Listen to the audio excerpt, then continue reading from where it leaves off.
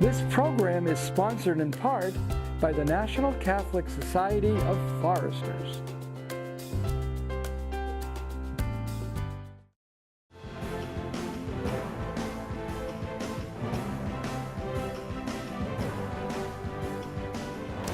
Hello and welcome to Looking at Social Justice.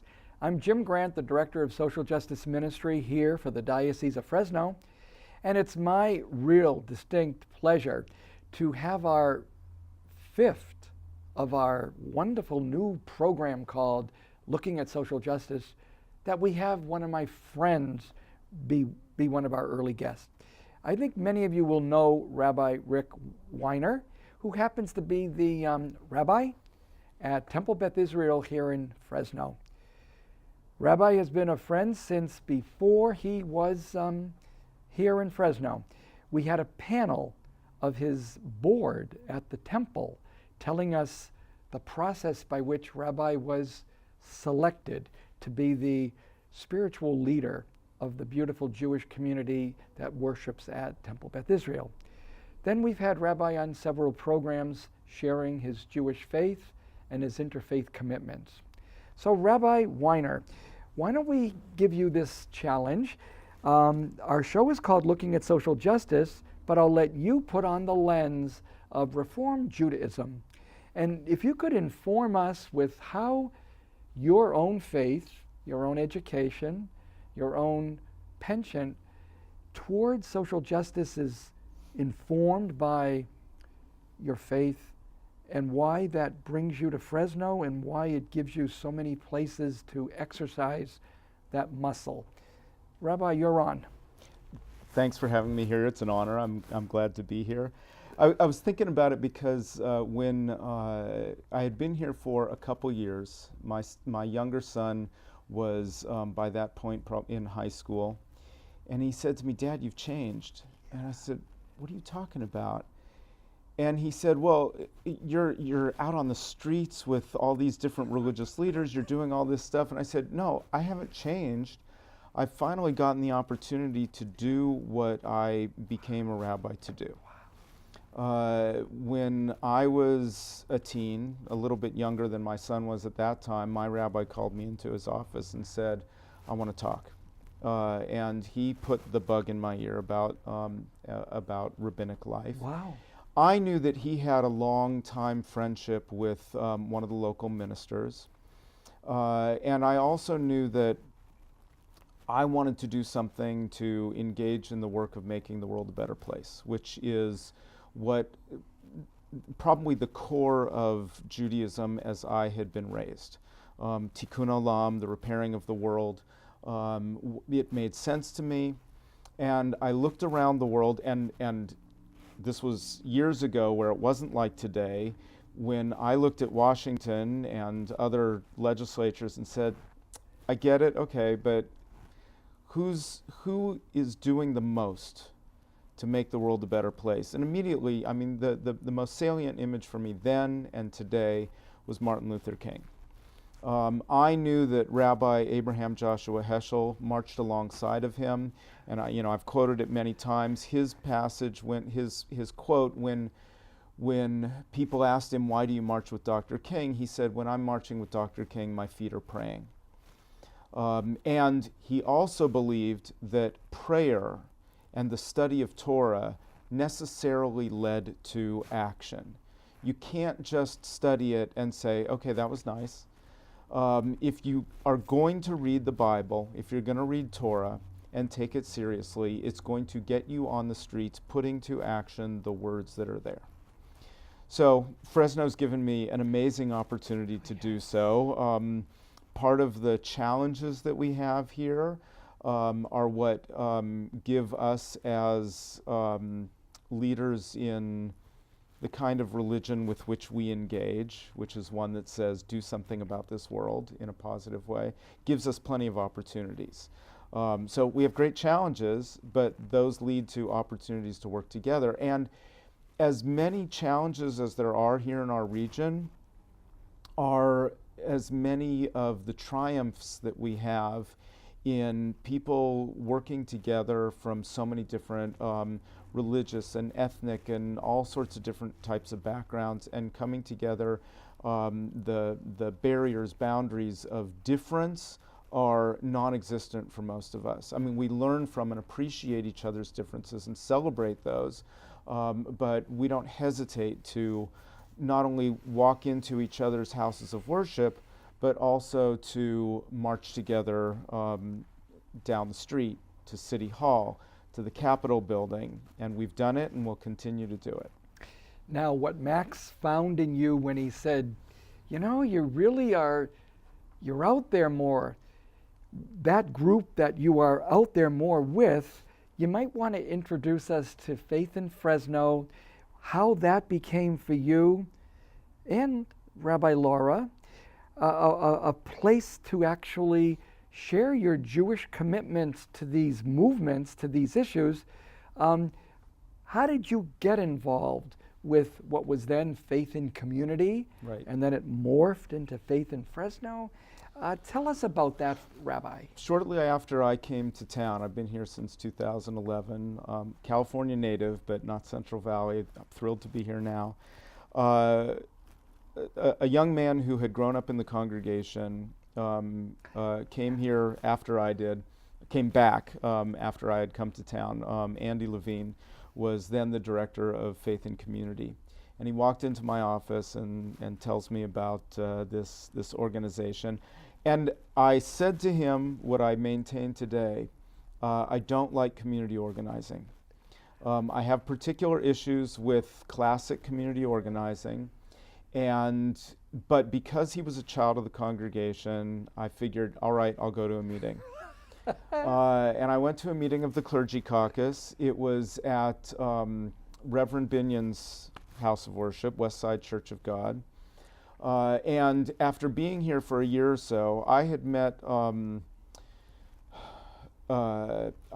various pastors who were generally all cut from the same cloth, and not as engaged in the hands dirty work of social justice. When I walked into the room, it was a much more diverse group, and I watched exactly what I have issue with in community organizing. Staff had some ideas. The idea is you're supposed to, in a grassroots way, identify the issues locally and then work on those. But one of my major issues with community organizing is because you have some large organizations behind it, they often set the agenda and then figure out how to manipulate you into doing what the agenda is and thinking that you came up with it. So, and I don't fault them, because, you know, these are all good issues, but they're not necessarily the most pressing for the local community. So I watched as the organizers, great people, made some suggestions, and then I listened as the pastors in the room said, yeah, that's great, but that's not what we need here. And to the credit of the staff, Andy and the other organizers who were with him, they said, okay, then the issues you're raising up, that's what we're going to do. And that's what we did, and we've seen significant triumphs in those areas. So now, as a board member of Faith in the Valley, which oversees Faith in Fresno and the entire 5-county region, I maintain with some of my other board members, some significantly cantankerous in a wonderful way, that we're going to continue the real mission of community organizing, which is lift up the real issues, and do that even if it's not necessarily what the national organizers think that our region might need. Because we're doing what we're supposed to do. Oh, yeah, local, as where we need to be thinking on what's our issue. It doesn't come from Sacramento or from Washington. About this group, do you want to tell us, even if it's only one example of an action that you would say is either typical of Faith in Fresno, or it stands out as, it's not typical, but that's one I want to share?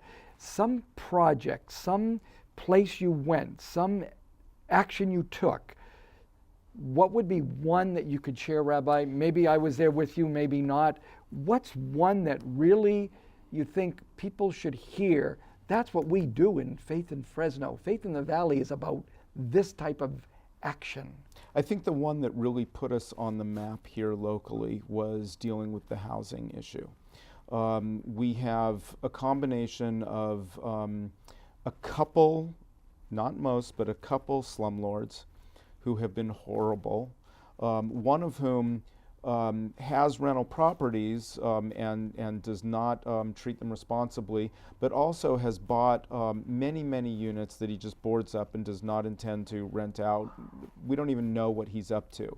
I've worked with other property managers and owners who have scratched their head. They guess what he's up to, but they don't know. Andy started a campaign. He took a picture a day of blighted properties and posted them. That got the attention of the Fresno Bee. And then we kept asking the question to our city leaders, are you going to do something about this? Right.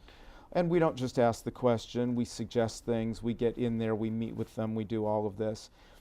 It culminated in local legislation to protect the tenants in a fair way, and we partnered with the property managers and property owners in doing this. What was really fascinating was when we were in the city council meeting, I looked across the room and there were several members of my congregation who I knew are in the business. They are property managers, and I had checked in with them over the months preceding to this. They didn't know what I was doing there. I didn't know what they were doing there. And someone's texting me from across the room, what are you here for? This ordinance, are you in favor? I said, are you? I didn't even answer.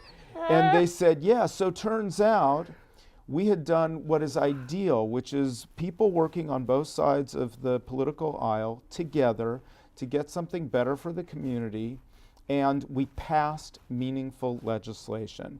So it's great to march. Marching gives us energy, the kind of energy that you really need to slog it out through the time-consuming nature of political change. So often as religious leaders, it's our job to cheerlead, to get up in front of communities and put a spark back in, because we've got lay leaders and volunteers who week after week, day after day, month after month, are going back and back to these city meetings and working for positive change and making it. That really was, I'm glad you brought up that one as one we could share with the community, because it ended up in a commitment by the mayor to have the inspections and to have somehow regulation on how landlords can be under the surveillance of a certain order of they will be inspected in a sequence. Can you update us or not over how that has happened after being declared we're going to do that? Where are we with that? So I don't know the exact details on the latest. What I do know is it took longer to put in place than we wanted, but I believe we've had some significant movement, and the inspection process has begun. It did take, they were going to do it. They weren't necessarily in a hurry, but we don't just get to a place and drop what we've been working on. We continue to check in. So I have faith that they would have done it. But we kept asking questions, so what's happening? Is it happening? And so it's begun. We will continue to keep an eye on it. We will continue to make sure that there are dollars dedicated to the work and the inspections. Now, from the standpoint of the property management people, there were a couple, not a lot, who said, this is going to cost us money and all that. Well, it protects them as well. Our contention is that, you need to have reasonable living conditions and therefore an inspection beforehand to make sure that what someone's moving into is worthwhile. But for a property manager the critique that we absolutely disagreed with, one of the people on the city council said that a very high percentage of the problems in these units were caused by the tenants. Oh, yeah. Okay, fine. If you have an inspection signed off beforehand, that protects the manager as well. So it works for both sides. It really does. Anyway, so it's in action. We're involved today in things like trying to get our elected representatives to actually represent us. I know you were interested in some of the work that my wife has been doing, also a rabbi. She teaches at our seminary in Los Angeles, but when she's here in town, she likes to do work locally. So she's been one of the people for Faith in Fresno, Faith in the Valley, who has gone to the offices of our local congressman, national congressman, who is not necessarily known for meeting with constituents. Recent media coverage has suggested by other tenants of the building where he has space that he's never actually been in the office. We've been in the office and asked for meetings with the congressman, who I believe our tax dollars are paying for him to meet with us. We don't have to agree, that's fine, but he should be listening to constituents. And so one of the things that we do is meet regularly with our elected representatives across the spectrum. We had a recent meeting with the DA. We've met with the mayor's office quite a bit. I've had a meeting or two with the sheriff, just to raise up concerns from the community, have a dialogue. Sometimes we make progress. Sometimes we learn something about them that we think may not be helpful for our agenda, and then our responsibility is to educate the public. So if you have a choice about candidates for an elected office, we're going to tell you nonpartisan. We absolutely adhere to nonpartisan policies. These are what these different candidates represent. You make the choice. Vote, engage, be a part of it. And we will not push one candidate over the other, but we can tell you what they say they represent. Do you happen to be one of those 25 interfaith leaders in town, religious leaders, who are on the mayor's cabinet or something? Yes. And did you have a word about that effort and that group? It would be nice to share. We're talking about looking at social justice. Is social justice being exercised there, or what do you think? Well, I've gotten to one of the meetings. I think there have been two. I've gotten to one of them. Oh, actually, there's a smaller group that meets a little more regularly. So one of the things that I think is beautiful, one of the pastors has taken charge of an effort where they're bringing together homes, families in need. It's kind of like a Habitat for Humanity, but on a much lower level. We're not building homes. We're doing some work. Pairing congregations and organizations together with, say someone needs a wheelchair ramp. And we might have a contractor in our congregation, and our congregation says, you know what, we can pay the money for that. They've been repairing fences, they've been painting homes. So that's a wonderful cooperation between the religious business community and the mayor's office. I know that one of the issues going on locally has to do with legislation regarding marijuana. And that was a big discussion at the most recent meeting I was at. And I was fascinated to see how some religious leaders were in favor of legalizing it here locally, and some were very much against it. So it became a forum for the mayor to hear the concerns on both sides of the issue, coming from people who often very passionately agree on certain things, and in this case very passionately disagree, both sides. And I was fascinated to hear some of the religious leaders who are typically significantly conservative on certain issues went liberal on this, and some who are liberal on certain issues went conservative on this. Wow. It's wonderful, Rabbi, to see you in all these many settings. There's hardly an event that Faith in the Valley in any way is involved in that you're not there. But then there's other things besides Faith in the Valley, Faith in Fresno, such as other interfaith commitments. And you have been, since being here, a very active, positive, energetic leader at these different committees and projects.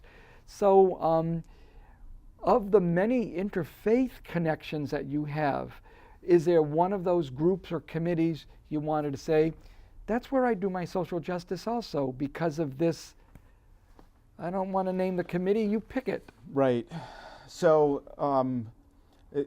I get to as many as I can, and it tends to be somewhere between 25% to a third of what I'm invited to get to. And I know you're not here to talk about what you do, but the work that you've done for many years, setting up all sorts of things and continue to do, gives me more opportunities. The Interfaith Scholar Weekend that you're chairing these days is a great opportunity for learning, which usually, again, leads to, okay, what can I do about this? Because the scholars often give us issues that they're working on that are really powerful. Last one, Christiana Zenner spoke about water issues from a religious perspective. Fascinating.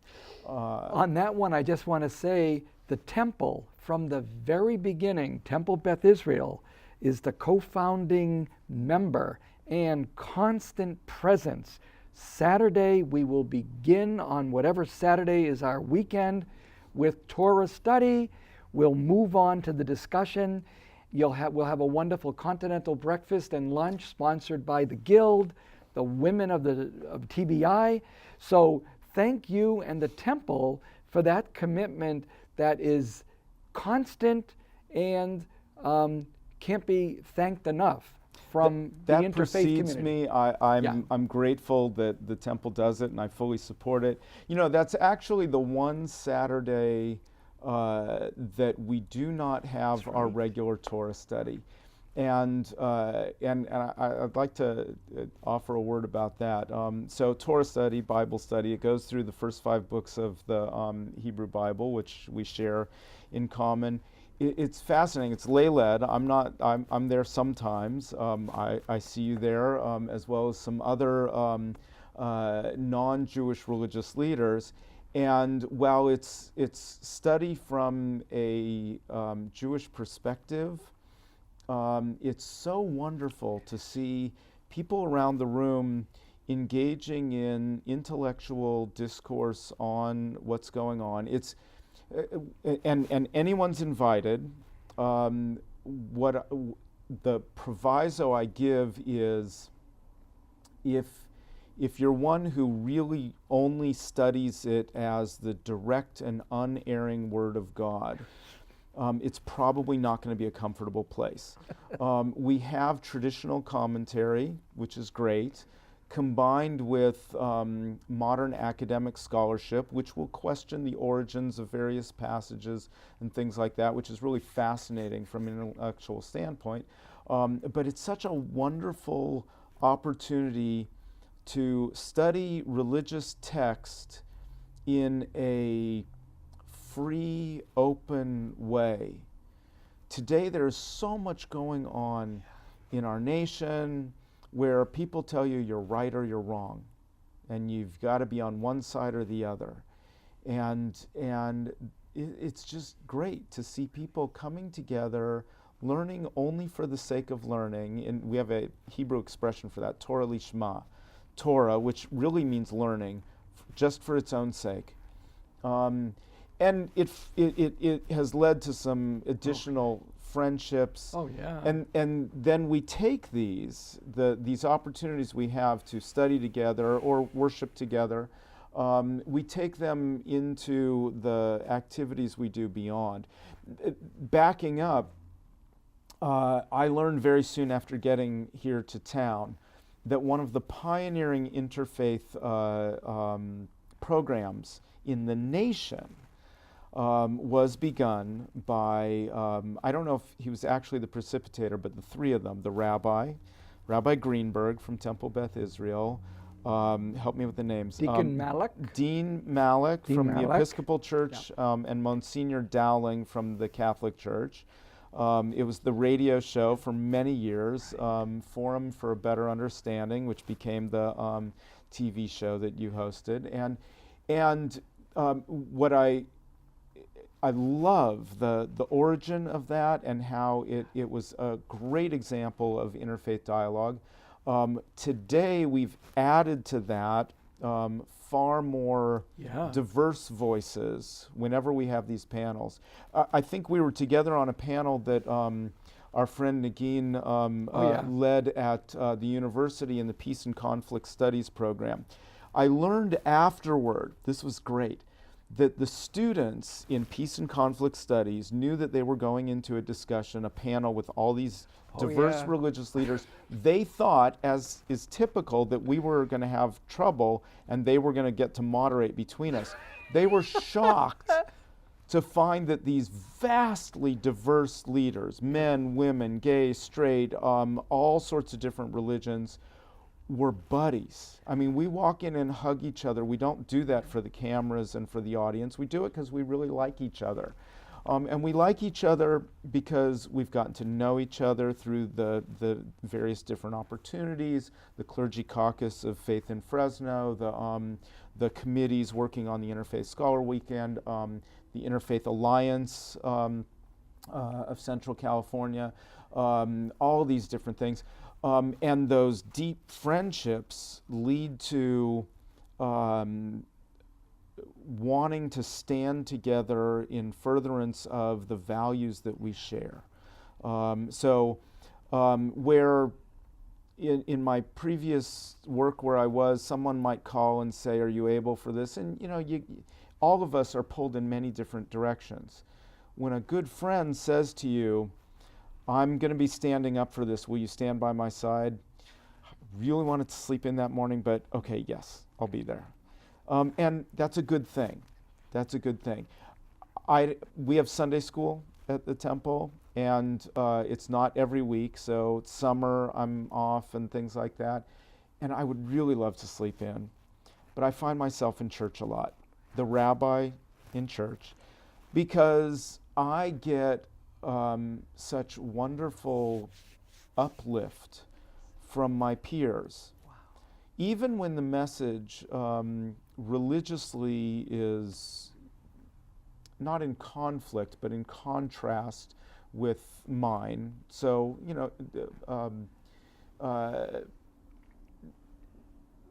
the belief in Jesus is not a part of my tradition. And when I'm in a Baptist church and they're praising Jesus, I'm still thrilled to be there because the heart of the message and the heart of the person giving it inspire me.